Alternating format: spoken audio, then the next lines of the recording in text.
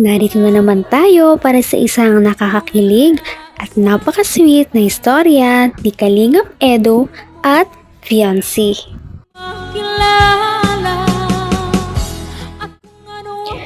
Para sa video na ito ay dumalaw na naman si Kalingap Rab at Kalingap Team sa bahay nila Fiancé matapos ang Pasko.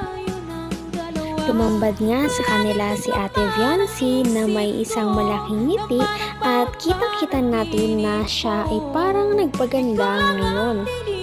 Tipo ng puso ko ito, lagi rin akong nagdarasan, hinihintay kita. Sa video na ito ay mapapansin natin na parang nag-ayos talaga si Ate Fiancé at parang pinaghandaan ang pagdating ng Kalingap Team. At di rin mapagkakaila na parang tila iba ang ngiti ni Ate Fiancé. Ano? Ba't parang may nahanap ka? Ano bro, parang may nahanap si Fiancé? Lumingan pa! May nahanap ka, Fiancé. At ayun, yung hinahanap mo wala dito kasi siyempre busy yun ngayon sa mga ano niya, sa mga ano yun, beneficiaries niya. Birthday ni Arjun. Naku, huli nga si Ate Fiancé na parang may hinahanap na talaga siya, no? Lingon ng lingon kung saan at hindi na naman siya mapakali. Pagandyan ka na sa piling ko, okay saya. Sabi niya lang ay wala naman daw. Ngunit, totoo nga ba yun? O baka may inaabangan talaga siyang dumating?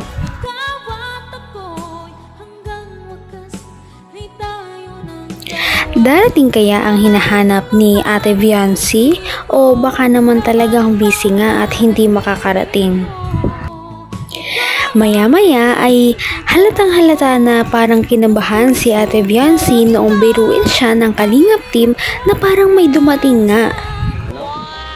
O, yun ang hinihintay mo. Dito na. Ayan na. Ayan ang hinihintay.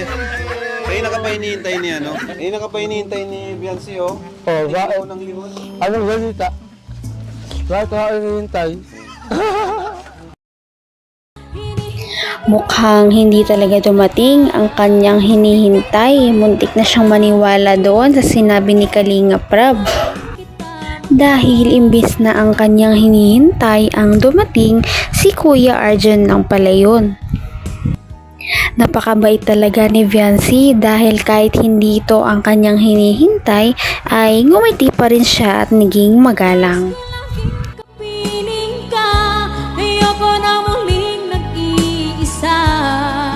Pagandyan ka na. Pansin naman ni Arjun ang pagkamalungkot ni Fiancé kaya naman sinabi niya na kakantahan niya na lang daw ito ng isang pangpaskong kanta. Kakantahan kita ng ang asko.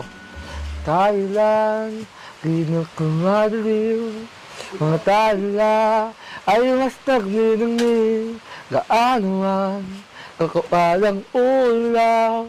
Sa likod nito ay waligaya. Ang liwanag na ito nasa atin. Ha? Mali ang lyrics mo. Tama mo ba? Mukhang alam na alam ni Ate Fiancé ang kantang iyon dahil napansin agad niya na may mali sa lyrics ni Kuya Arjun. Kaya naman siya na lang ay natawa. Dahil sa kamalian ni Arjun ay kinanta ni Fiancé ang tunay na lyrics at dito maririnig natin kung gaano kaganda ang kanyang boses. Liwanag na ito ay nasa ating lahat. May sinag ang bawat pusong bukas. Sa init ng mga yakap, naghihilom ang lahat ng sugal. Ang nagsindi nitong ilaw, walang iba kundi ikaw. Salamat sa liwanag mo, muling makakakulay ang Pasko. Talagang hindi lamang pala ganda ang tinataglay ni Viancy dahil bukod dito ay maganda rin pala ang kanyang boses. Siya pala ay napaka-talented din.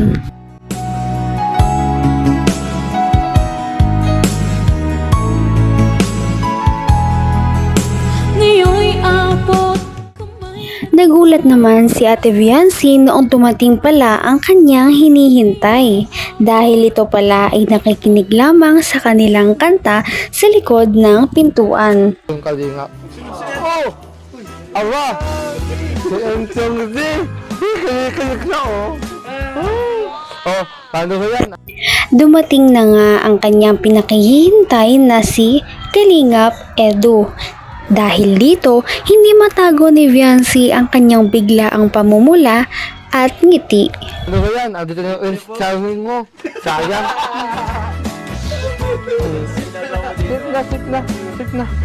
Sit.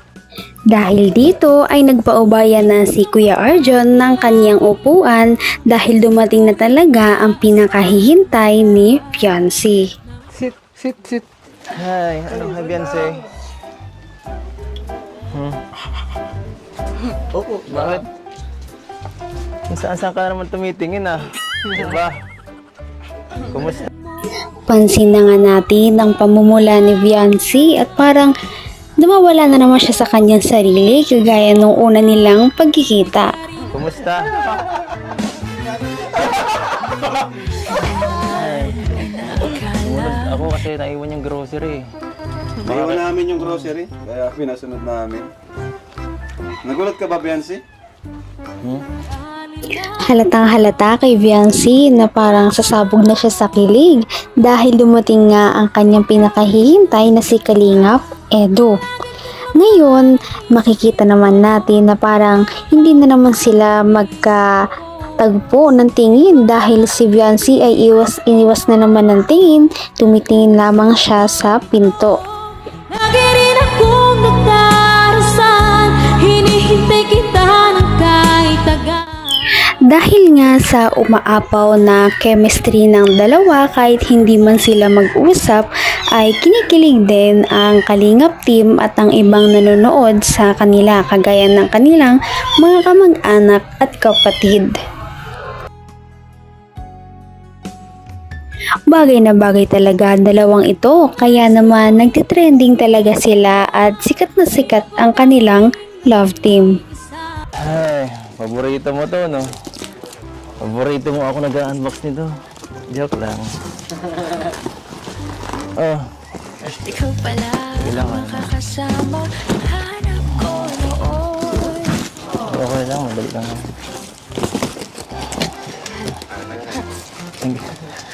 Wait, parang natatamimi ka. Ano ba? Palit naman tayo, ako naman magagawin yan. Hindi ko na lang sasabihin ko eh. Ako na mga ganun. Ikaw magsalita. Tama, ayos kayo. Change personality. Hey, kumusta ang Pasko? Bensei. Ayos lang po.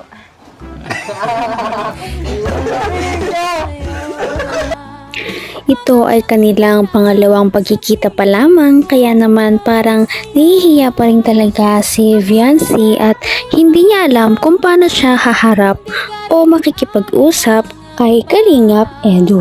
Ikaw at ako'y hanggang wakas ay tayo ng dalawa.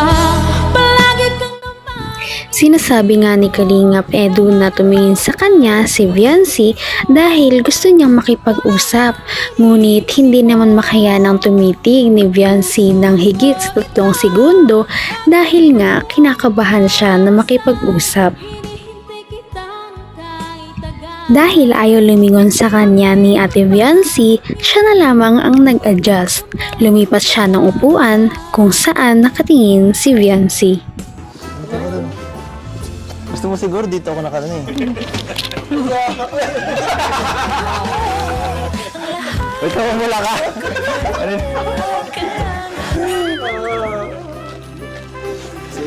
Sige, ako naman. Ako naman dito maganda. Parang hindi naman nakatulong ang paglipat ni Kuya Edu dahil parang mas lalo lang naman kinilig si Viancy. Lalo siyang nagpanik at mas lalo siyang namula. Grabe nga ang kanyang ngiti, parang hindi maalis sa kanyang pisngi. Wala lang. Beyonce. Masulat ako, Beyonce. Beyonce, baka ako naman tingnan mo. Baka ako. Ginagaya mo ba siya? Ha? Salita. Oo. Maging komportable ka lang. Para mo lang kaming kuya dito. Bumalik na nga si Kalingap Edo sa kanyang upuan dahil baka palitan pa siya ni Kuya Arjon dito. Pagkatapos naman ito ay mas kinilig pa ang mga viewers sa susunod na pangyayari dahil napaka-sweet nila. Beyonce, tumingin ka dito. Beyonce, tumingin ka. Tumingin ka ng matagal. Try mo. Inubo po siya. Beyonce, appear.